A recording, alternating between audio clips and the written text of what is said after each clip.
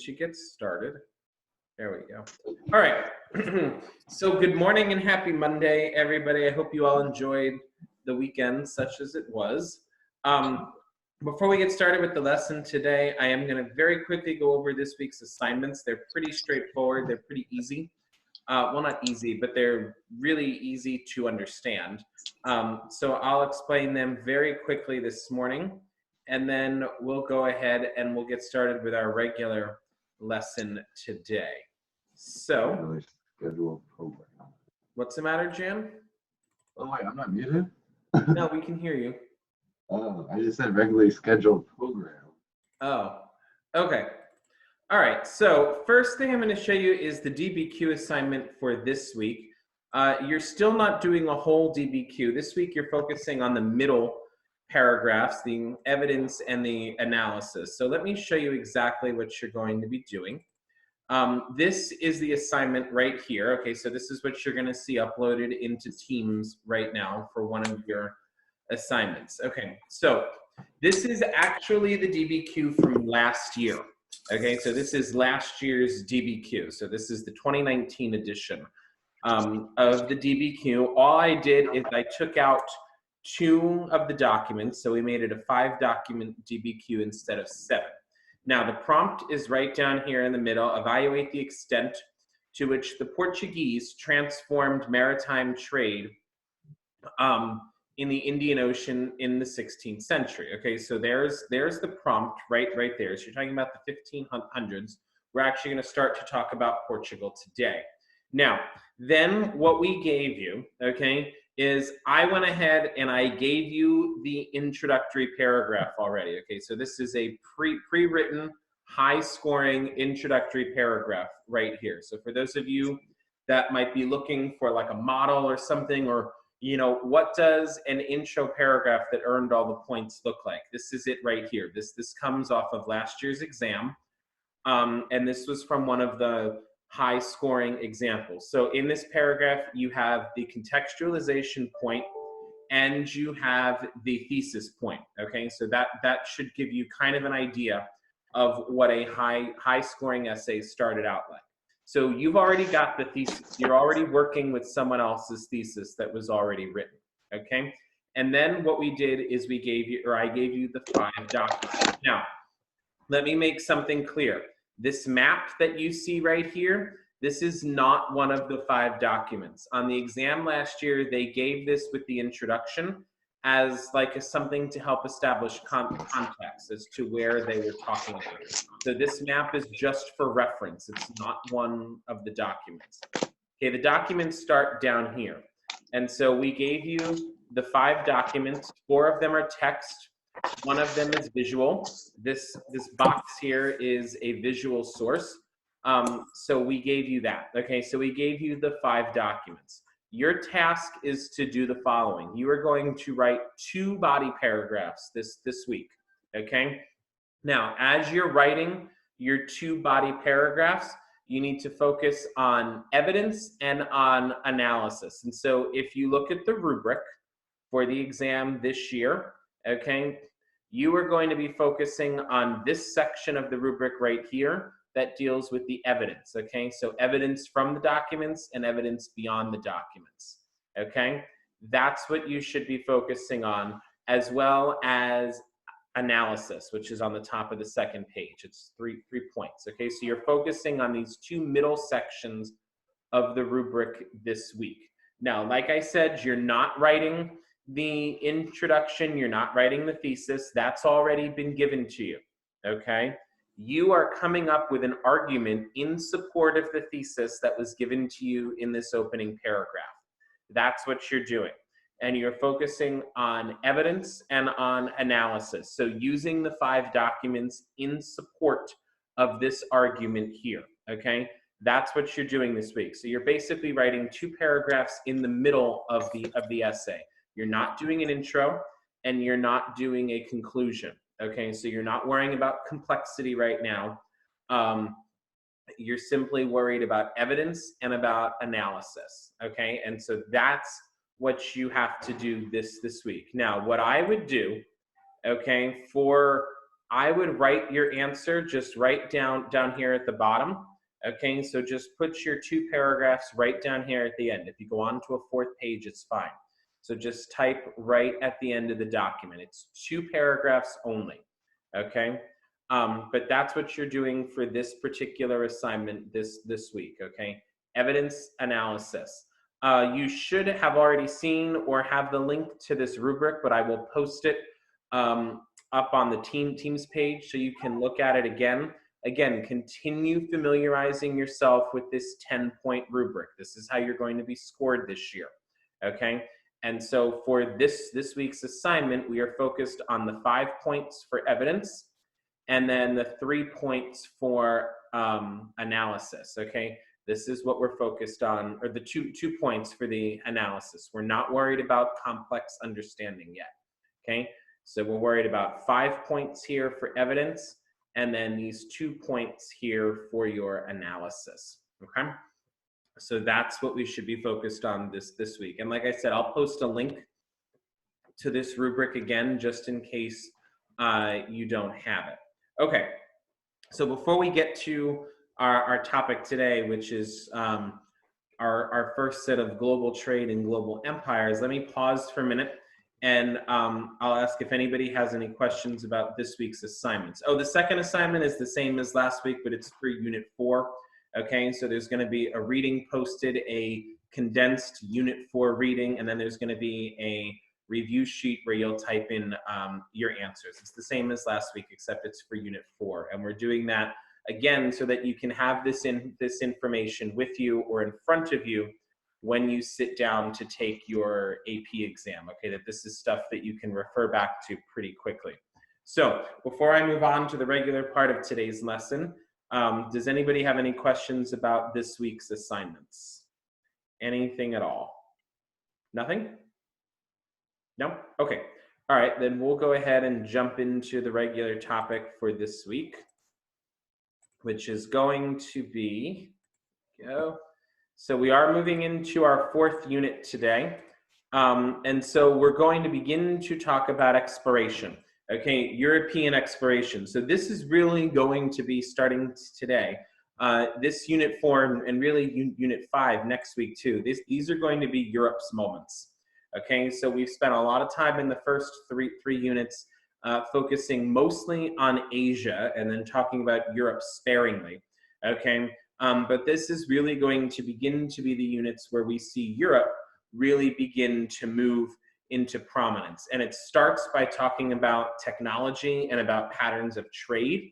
And then as you're going to see throughout the week, it's going to move into global trade with the Columbian Exchange and the slave trade, and then kind of blossom into empire building, okay, eventually. So that's sort of where we're headed. Now, we know a couple of things here, okay? We know that the development of new tools, okay, inventions, ship design, all of those things help to make this kind of trade possible, okay? Except now we're going to take what we had applied in the previous unit in the Indian Ocean. Now we're going to apply that knowledge to the Atlantic Ocean, okay, and to trade across the Atlantic Ocean. And so once again, I'm going to show you this graphic. I know you're sick of seeing it, okay, but remember that we're now getting to the point where the Europeans are going to start taking off and are going to start running. So all of these things from Islam and from China have now kind of fallen into place for the Europeans, and they're really able to begin this run towards exploration at this point. So we're now at this point where it really is Europe's moment, and we're going to see Europeans really begin to take off with these transatlantic empires, okay? And so we know, first of all, this is just a quick review, okay? We know from previous time periods that there were important inventions and important technology that's going to make all this possible. We've talked about the astrolabe. We've talked about a better and more accurate compass. We've talked about ship design, okay, specifically the Chinese junk ships, okay? We've talked about better sails, okay? The lateen sail, okay? We've talked about knowing about the winds, okay, monsoon patterns. All of those things were all technology from the previous era that you're going to see used in this era to help facilitate this kind of what's going to become this kind of long distance trade. Okay, and so keeping in mind then all of these inventions, all of these technologies, right, come from the classical world, come from Asia, come from Africa, okay, come from the Chinese, come from the Muslim civilizations, okay. They're finally going to make their way now into Europe to help facilitate this kind of long distance trade, okay. And so, like, just a couple of different examples really quickly. We know that the best scientists in the world at the time were the Muslims. Okay, we know that they had the most accurate, the most accurate medical and scientific diagrams. The best astronomers at the time were the Chinese. Okay, and you can see here they were able to fairly accurately for that time period map out star patterns. Okay. And then if we're talking about some of the different events or things that helped facilitate technological innovations, we know that the Crusades are certainly a big part of that. We know that the Mongols moving west are certainly a big part of that because we've talked about all this. We know about the Muslims making their way into Spain. We know about these kind of regional trading networks. We know about the Jesuits going into China and getting a lot of technological information there. So all of these events are going to kind of help Europe, okay, become more technologically inclined, okay? And so the ships, of course, are going to be one of them, okay? We start at first with the Arab or the Dhow ship, okay? These were not made for long distance trade, obviously, okay? They were made for sailing in the Indian Ocean. But then you look at the Chinese junk ship with its flat bottom, which we know was designed not only for longer trips, okay, but also for carrying lots of cargo. And so what that means is that the Europeans begin to use this new ship model as well. And so we move from the caravel to the carrack, and then ultimately later on to the flute. All three of these ship designs, okay, and if you look at the pictures, you can kind of see all three of them are based off of the Chinese junk ship, okay? Notice how these ships all have the flat bottoms designed for carrying cargo, okay? They're incorporating the newest designs in sails. So all of these ships are beginning to be built for traveling long distances, okay? Our next thing would be knowledge of the wind patterns, okay? Here's the important thing to know about Atlantic Ocean winds.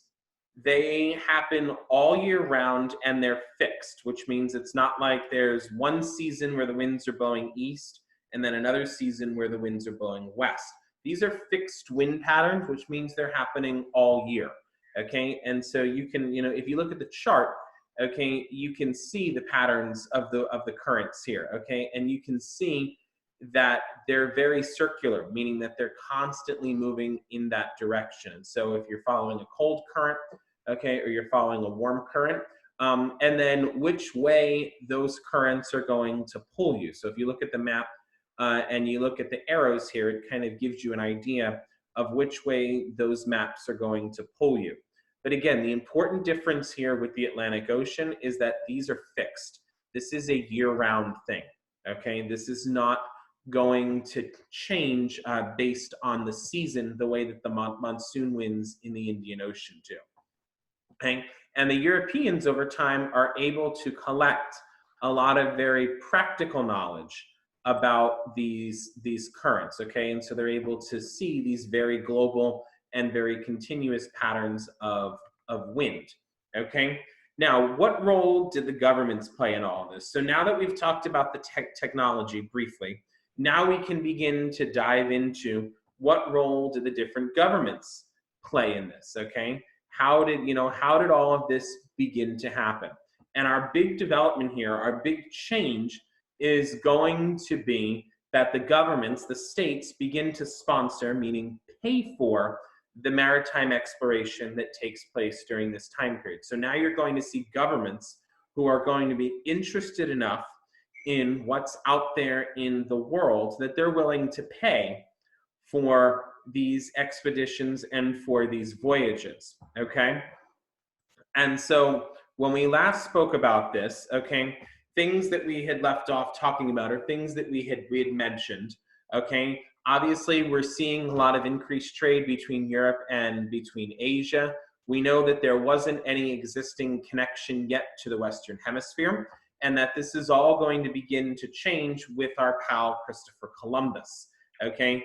And so we have to be very careful about using the phrase global trade or global economy or global anything prior to 1492. Okay, and so we have to be very careful with this. And the reason I bring this up is because not last year, but the year before, there was a question on the exam. I believe it was either an SAQ or an LEQ. I forget exactly what, but they asked students to write something about global trade.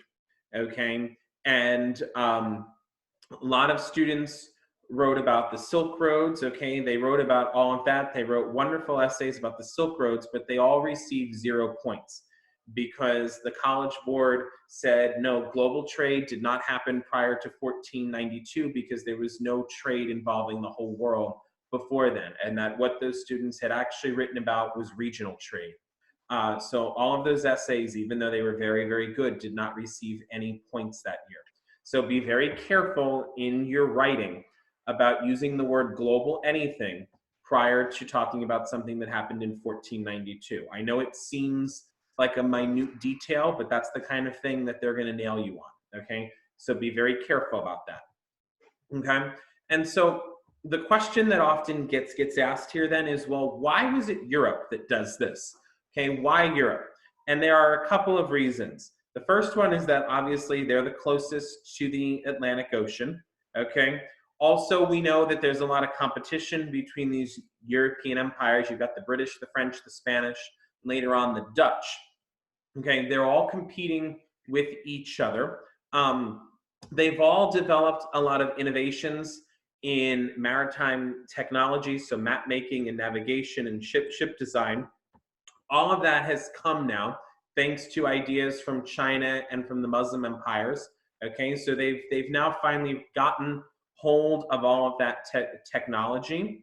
Okay, and then once they do gain access to these colonies, okay, they're able to use the resources that are there to fund further expeditions into creating even more colonies. But the most important reason is this one down here at the end, which is that the Europeans wanted to be part of the Indian Ocean Trading Network because it was very wealthy. Okay, it was making China and it was making the Muslim Empire and making India, it was making them a lot of money. So all of those empires already had access to the Indian Ocean Trade Network. The Europeans wanted it. Okay, so that's really going to be, out of all of these things, that last one there is the biggest and the most important reason why the Europeans wanted to access, or why the Europeans became so intent on exploration during this time period. Okay, but you can see that there is a very distinct geographic advantage. Obviously, they're right on the Atlantic Ocean already. Puts them in a much better position than the Chinese or the Muslims. Okay, nope, we don't have to do that. Okay, so Europeans were focused on trying to find routes to Asia for mainly three reasons, and here they are right here: silk, spices, and porcelain. Okay, luxury items. They wanted access to these goods. They wanted to be able to trade these goods. They wanted to be able to purchase these goods. They wanted to be able to make money off of these goods. So it all boils down to commerce. Okay, they wanted a faster, cheaper way to get access to these goods because there are lots of wealthy people during the Renaissance that were able to afford these items, and they wanted to be able to buy them. And so you have a lot of enterprising merchants, entrepreneurs, who are trying to figure out a way to get cheaper access to these goods that they can turn around and sell at a profit. Okay, and so we know that they're at least partially motivated by other European states, as well as the ever-present threat of an Ottoman invasion. Okay, they wanted to make their empire stronger to prevent the Ottomans from continuing to try to invade. Remember, we talked last week about how the Ottomans were always trying to push into Western Europe. okay? We know that during the Renaissance, you have this merchant class, okay, which is increasing or is trying to increase both their trade and their wealth. Okay, we know that they want easy access to the Indian Ocean trade. And then finally, one final piece of that puzzle is that there is a certain crusading appeal here, okay? There are a group of them, there is a large contingency of them who believe that it is their duty to spread Christianity. And we've talked about this before too. You have that crusading spirit, okay? They believe that they should be spreading the Christian religion, okay? And so you see a lot of missionaries, okay, from Western Europe, or rather from the British, okay, it's going to be a lot of Protestant. From Spain and from Portugal, it's going to be very, very Catholic, a lot of Catholic missionaries, okay? So we often summarize this with the 3 G's, okay? God, gold, and glory, or God, glory, and gold. They wanted to spread Christianity, okay? They wanted the fame that came with being a big explorer, and they wanted the wealth. They wanted the gold, okay? So they wanted to spread their beliefs, they wanted to earn money, and they wanted to conquer territory. Okay? And so this all starts with our friends, the Portuguese. And this is important context that's going to help you with your one assignment this week. This is all going to start with the Portuguese, a guy by the name of Henry the Navigator, who we've talked about before. Okay? In addition to wanting to increase Portugal's power, he also wants to spread Christianity. And so he promotes a whole series of mini explorations, if you will, okay? He doesn't start right away by saying, we're just gonna sail west until we hit Asia. Instead, he starts by conquering a lot of small islands off the coast of Portugal, okay? And I'll show you on a map in just a minute what that looks like. In fact, do I have it now? Okay, I will show you the map in just a second. So he starts by first conquering these small islands. Now you might say, well, what's the point of that? Okay, think of that as like the dry run, like the practice. Okay, he wants to see how well this is all going to work. And so he starts by kind of easily conquering these small islands and then setting up sugarcane plantations. Well, lo and behold, once they start sending the sugar back to Europe, Europeans develop a real fondness and a real taste for sugar. And so sugar becomes a product that is going to be in very high demand, okay? Additionally, the Portuguese begin moving towards the West African coast, where they're trading guns, where they're trading cloth, textiles, as well as certain manufactured goods for gold, and then ultimately later on for slaves, okay? And so most of these slaves are sent to these islands to work on the sugarcane plantations. This is the beginning of the slave trade. Now, it's still happening on a smallish scale at this point, but over the next 50 or so years, as colonization really begins to pick up, you're also going to see the slave trade really begin to pick up as well, okay? And so some things that we know about Henry the Navigator, okay? We know that he works very, very hard to improve navigation and cartography, which is map making, okay? He uses the magnetic compass, he uses the astrolabe, he develops the caravel ship, okay, which is still smaller than a junk ship, but it's able to turn a little bit faster, and it's able to catch the breeze a little bit better, okay? And he equips all of his ships with cannons. So really at this point in time, it's the Portuguese Navy that's pretty much ruling the ocean, okay? And if you look, this is one of the first islands that they conquer right here. Notice it's right in between this area here. This is the Strait of Gibraltar, okay? So they start, this is Spain, by the way, right here. This is Portugal over here. So they start by conquering these small islands. And then, as you can see, they continue conquering a whole series of small islands off the coast of Portugal and off the coast of West Africa. These small islands are easy to conquer. excuse me, they are very easy to conquer. And what he's starting to do, okay, is he's building up sugarcane plantations on these small islands. So this is what I was telling you about. This is like the dry run, okay? They're not jumping right across the Atlantic Ocean yet. They're kind of starting small, okay? So think of this again, once again, as using baby steps. We are seeing an increased demand for slaves as a result of this, because now that they have these plantations, they need a labor source, and they need a cheap labor source. And so they're going to begin to turn towards slavery. And like we said, most of those slaves are going to work on the sugarcane plantations on these islands. A few get sent back to Europe, but most of them work on these islands, okay?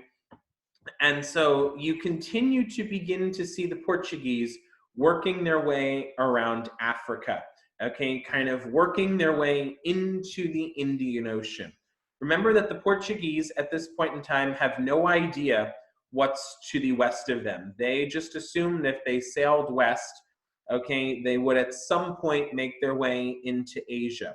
But they believe at this point that the fastest way to get into Indian Ocean trade is not to go west, but is to set up these small colonies and these trading stations on the coast of Africa.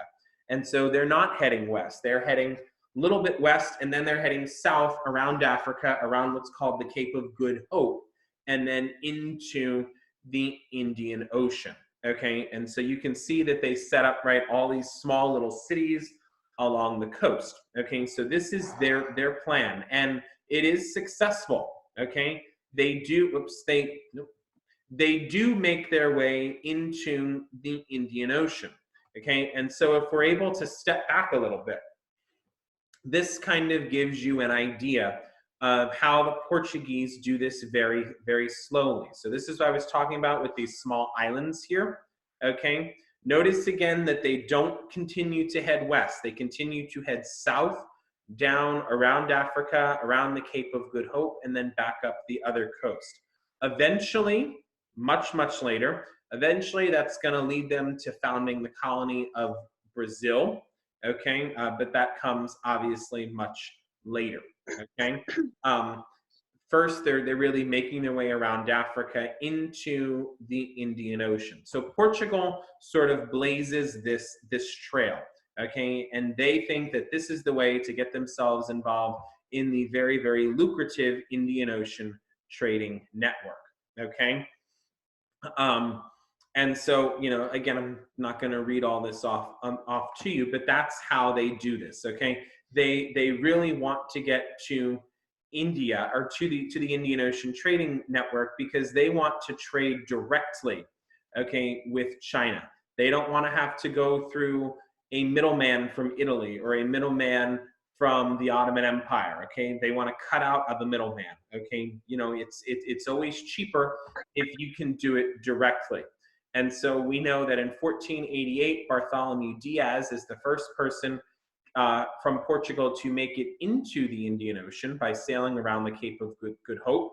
And then almost a decade later, nine years later, Vasco da Gama, okay, makes it all the way, you know, not just around the Cape of Good Hope, but he makes it all the way up the coast of Africa, where he arrives in India, okay, specifically at the city of Calicut, which is an Indian city. And then he, you know, gathers up all of his trading goods, specifically spices, pepper being one of them, and returns to Portugal, not only very rich, but also a national hero as a result of what he did, okay? And so again, there's another map, shows their voyages.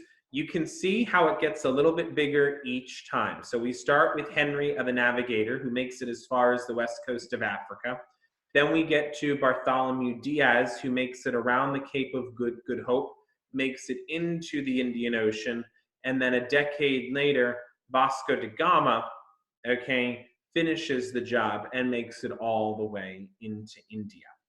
So that's how that all starts.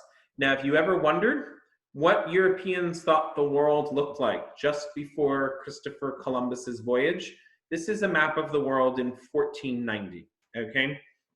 And I want to point out to you that at no point and nowhere on this map is there any indication that they thought the world was flat, because they didn't. Everybody was very aware of the fact by this point that the world was round. So please don't write on your exam that Christopher Columbus set out on an expedition to prove the world wasn't flat. Okay, he knew that already. But notice again, okay, this is Europe over here. You can see Italy's boot. There's Spain right there. This is what they thought Africa looked like. And then obviously this is Asia over here. Notice there's no North America, there's no South America, obviously. So this was their understanding of the world. There's no Australia either. That was their understanding of what the world looked like at the time. By 1532, look at how their understanding of the world had changed, and look at how much more, at least slightly accurate, the maps had become. Now, what I would point out to you is that notice how much more accurately drawn Europe and Asia are, okay? And even Africa, I mean, you can kind of see most of the shape of what Africa looks like here. But then look at how still very poorly drawn North and South America are. But at least by this point, they realize that these places exist. Okay, but obviously, again, we still don't have an accurate representation yet of what they look like. Okay, all right. So moving on. Okay, once Portugal gets into the Indian Ocean, they're able to really dominate Indian Ocean trade for a while, and this is sort of what the DBQ that you're going to be looking at this week is all about. Okay, the Portuguese have better ships, they have better weapons, in particular cannons, and so they're able to overpower the Muslims, the Indians, and the Chinese. Okay, and this is going to be the beginning of you being able to see Europe begin to dominate this part of the world. Okay, so once the Europeans get there, it becomes not a good situation for the Arabs and for the Chinese. And this is the beginning of our era of European imperialism. It starts really as soon as Portugal gains access to the Indian Ocean. So you can kind of see what kind of a trading post empire they set up. Remember that trading post empires involve not wanting to conquer the territory, but just wanting access to the goods. So the Portuguese are not setting up permanent colonies yet, okay? They're just setting up these little trading post cities at this point. The full-on colonization game is going to come with this guy, okay? Christopher Columbus. Columbus was Italian, okay? Yep, my dog. Christopher Columbus, he was an Italian, okay? And his goal, once again, for the 25 billionth time, his goal was not to prove that the world was round, okay? His goal was to find a water route to Asia that was faster and cheaper than sailing around Africa. And so he needed somebody to pay for his voyage, okay? He needed somebody to pay for it. He couldn't go to Italy, remember, because Italy at this point is a series of these independent city-states. There is no central ruler within Italy that he could go to, right? There's no king of Italy, okay? So he had to go outside of his own country. At first, he goes to Portugal, okay? Portugal tells him, no, we're very happy with what we found, and we believe that the best way to continue doing this is by sailing around Africa, okay? He goes to Spain after that, and Ferdinand and Isabella, who are the king and queen of Spain, they both give the okay, and they both decide to sponsor this voyage, okay? So they give him three ships, which we all know from elementary school are the Nina, the Pinta, and the Santa Maria. And so he sets out in 1492 with his three ships, and 3 months after he leaves, he reaches the Bahamas, okay? So again, contrary to popular belief, he never at any point sets foot in mainland North or South America, okay? He sets foot on an island in the Bahamas. And so he believes when he hits land, he believes that he has made it to Asia. Remember, he has no idea that North and South America are standing in his way. He becomes insistent that he is in Asia. He believes that he's reached the Indies. Now, he thinks he's reached the Indies, so the people that he meets, guess what he calls them? Indians. Okay, that's where the name Indians comes from, because he thinks he's in India. Jan's having like a seizure or something about this. So he reaches what he thinks is India. Therefore, he calls the people that he meets Indians. And that name, you know, despite it being completely wrong and incorrect, that name has stuck since then for that reason. Okay, now, despite the fact that he returns to Spain with no gold, with no spices, and no silk, he's still treated as a hero, at least upon his return, because he tells the king and the queen, guess what? I found Asia. It's going to be good. We're going to make all this money off of this. And they believe him. Okay. And so what happens is they start sending all these other explorations, begin to follow good old Christopher Columbus. Now, Columbus makes, by the way, a grand total of 4 voyages. Okay, if you look on the blue, you'll see his first voyage. Okay, we know that he makes it to the island of Hispaniola.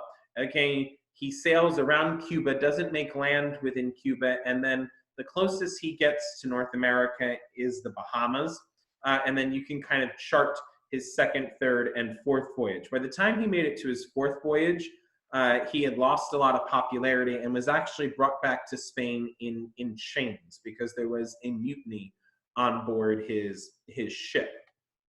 Okay, and so Christopher Columbus is, you know, he is given credit, okay, for the discovery of North America, despite the fact that he's not even the first European to get there. Okay, and he was convinced the entire time, and I'm very proud of my photoshopping skills here.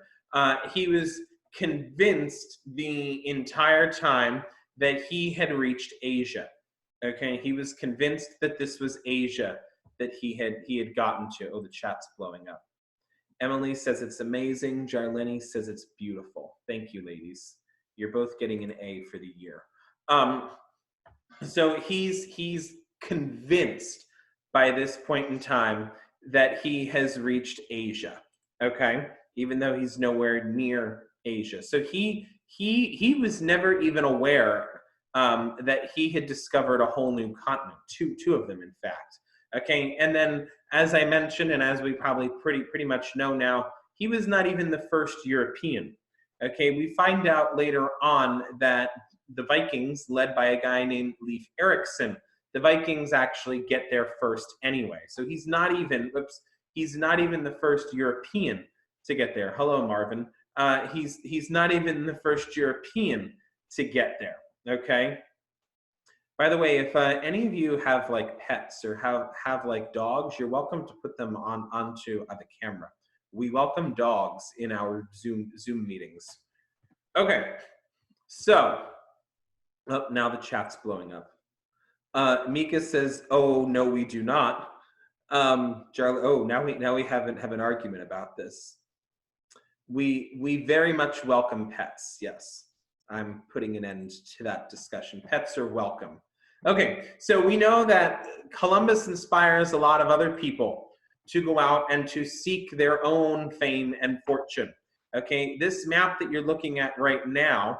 Hello, Desiree's dog. This map that you're looking at right now gives you an idea of some of the other voyages that happened during this time period. You can see that there are many of them. We're very obviously not going to talk about all of them, okay? But this map really illustrates for you the idea that following Christopher Columbus's voyage that was moderately successful, you have lots of other Europeans who set out to find a water route to Asia. And they all, as you can kind of see, have different ideas about the fastest way to get there. Ferdinand Magellan thinks you sail south and then west, and so he becomes, as we know, the first person to completely circumnavigate the globe. Okay, you've got Cortez, who ends up down here, ends up in Mexico. Okay, Pizarro ends up in South America with the Incas. Okay, you've got Henry Hudson up here in New York. Okay, along with the French with Jacques Cartier. And so you have a whole series of these different voyages. Okay, here's a smaller map that kind of shows you the different paths that people took. You can see the French focus on the east coast of North America. The English end up in what would become Canada. Okay, the Spanish end up in the American southwest, and then in Central America and on to South America. And then we know that the Portuguese are still making their way around Africa, getting into the Indian Ocean that way. Okay, all right. So, we're talking about dogs again in the chat. I guess cats are welcome. That's fine, I suppose. Dogs are not going to die, Mika. That's a terrible thing to say. Shame on you. Let's see. Jan has a lot of dogs. Do you have something against cats? I don't like cats. I don't like Cats the animal. I don't like Cats the musical. I just don't like cats. Okay. So let's wrap this up. That must be Jorge. Shoto Todoraki. That's got to be Jorge. All right. Let's continue. So here's another map. This one's from 1544. This is your world map in 1544 now. Notice again, okay, you're seeing a fairly accurate representation of Europe, Asia, and Africa, okay? And then even we're starting to see how North and South America are beginning to take shape. Still not completely accurate, and obviously there's still a lot of things that are off, but you'll notice again how the map continues to become more and more accurate. Notice this big hole down here at the bottom. This is where Australia would be. Notice they still have no idea Australia exists. Okay, so you're still seeing this gaping hole down here in the South Pacific. Okay, by 1570, again, you can again see the world is becoming more and more accurately drawn. Okay, again, Australia is still missing, but notice now we're starting to see, really beginning to see North America beginning to take shape. You can see Central America, Mexico here. Okay, they're really starting to get those shapes right. South America still looks like a mess. Okay, they still really don't have much of an idea of what it looked like at this point. Now, eventually the Dutch, okay, eventually the Dutch are going to get involved in this, okay? And the Dutch, as we mentioned a little bit last week, the Dutch want to get to Asia as well. And so we know that the Dutch have already conquered Malacca, okay, from the Portuguese around 1641. And the Dutch become very, very prominent beginning in the 1600s because of a company called the East India Company, okay? The United East India Company, which you'll recall is a joint stock company, okay? Meaning that you have individuals who each own shares in this company, okay? And so you have the government supporting these private merchants who are using their own money to get them started, okay? They're able to do a whole lot of things in the name of the government. They can buy, sell, they can build trading posts, they can make war. They can do all of those things. They were extremely successful and extremely profitable, very profitable, the Dutch East India Company, okay? And so if you look, okay, the orange dots on this map show you just how successful the Dutch were in the Indian Ocean. Keep in mind, these are joint stock companies. These are not run by the Dutch government, okay? So these are privately owned, whereas these Portuguese trading posts, okay, were owned by the Portuguese government.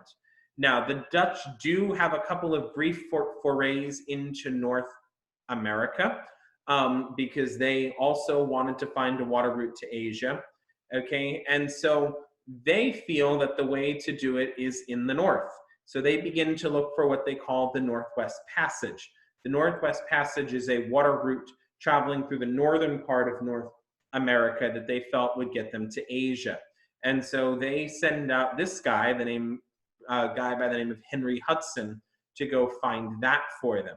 Okay, now Henry Hudson and his ship again ends up sailing through.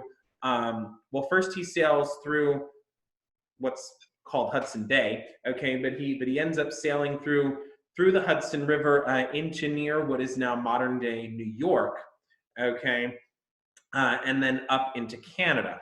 And if you look at the map here, okay, so you can see in his first voyage, he's off the coast of New York and New Jersey, but then in his second voyage, he heads up into Canada, up into the Hudson Bay, and then we stop hearing from him. Okay, the last anything that we know about my dog Henry Hudson is he disappears sometime in 1611. We never, his ship was never found. There was never any kind of remnants of him found, none of that. Henry Hudson disappears around the year 1611. It's a great mystery what happened to him. Was he attacked? Okay, did his ship sink? Did they freeze to death? We don't know. Okay, so we know that he disappears before he ever finds a Northwest Passage. By the way, it does exist, but it's certainly not practical to travel on this Northwest Passage. Okay, it does exist though. All right, and then, last but not least, we have the British. Okay, and so the British are not, at least initially, focused on North America. That comes later. At first, the British are focused on setting up colonies in India. Okay, and they set up British colonies in Bombay, in Madras, and eventually in Calcutta. Okay, they begin looking into North America around the end of the 15th century. Okay, and the first colony that they set up is a colony called Roanoke. If you know anything about Roanoke, you know that it's established by Walter Raleigh and then it disappears. Okay, Roanoke is another one of these colonies where we're like, what happened to them? Okay, the story is with Roanoke, the colony was established in 1585, and then what happens is some members of the colony go back to Europe to get supplies. Okay, now that's something that's going to take a couple of years. So they go back to Europe, they get supplies. It takes them longer than they had anticipated because they end up going back to Europe in the middle of a war, and they have to wait for the war to end before they can sail back. So they don't come back for about 3 years or so. When they finally get back, they find no remnants of the colony at all. It just disappeared. And so there's a lot of theories about what happened to them. The most credible and the most probable is that they were attacked by a group of Native Americans, and were ultimately destroyed. Our first permanent British colony in North America is Jamestown. Okay, this one is founded by a guy whose name you all know. His name is John Smith. Okay, he founds the Jamestown colony. Jamestown colony later becomes Virginia eventually. Okay, and yes, Pocahontas, exactly. Okay. All right, so, whoops, no, we're not done yet. There we go. Okay, so, again, here's a quick map for you to look at of the British roots in North America. Okay, we know that the French are looking to trade, okay, as well as expand Catholicism. And so the French are, again, of course, motivated by the Spanish success. And so the French start setting up their own colonies, okay? Most of their colonies are going to be founded in what now is modern day Canada, okay? And so the most famous colony that they set up is the colony of Quebec, okay? And they are there looking to make money off trade. So they're there harvesting furs. That's their main purpose. And so you're going to have these French colonies up in Canada who are eventually going to move south and come into conflict not only with the Native Americans, but also with the British as well, okay? And so this map here shows you how the French colonies, okay, end up coming into play. Like I said, the French start up here in Canada and then begin working their way south. So you have the British along the coast, okay, and this is what I was telling you, eventually the British and the French, right, are going to come into conflict. And then down here in the Southwest and in Florida, you have the Spanish, okay, looking for gold and for the city of youth, okay? Now, we know that the Japanese have the Christian Jesuits coming in, okay, and that's a great source of conflict for a lot of the Japanese. Many of the Japanese don't want the Jesuits in there, okay? They don't want really any Western influence at all, but the people that were in power, the ones whose opinions mattered at the time, they wanted the Europeans to come in because they wanted their technology, they wanted their weapons, and they wanted their knowledge. So they welcome the Europeans, welcome the Jesuits in, and many of them, about 300,000 of them, end up converting into Christianity. Now, this changes once the Tokugawa shogunate takes over, who we talked about last week. They begin to view the Europeans as a threat. They kick out the missionaries, okay? They begin to suppress and make Christianity illegal, okay? They begin executing those Japanese Christians who wouldn't give up becoming Christians, okay? So they basically want to ban the Europeans, okay? And they really want to isolate Japan. They only allow, as a matter of fact, they only allow one Dutch trading port to remain open. Everything else is banned.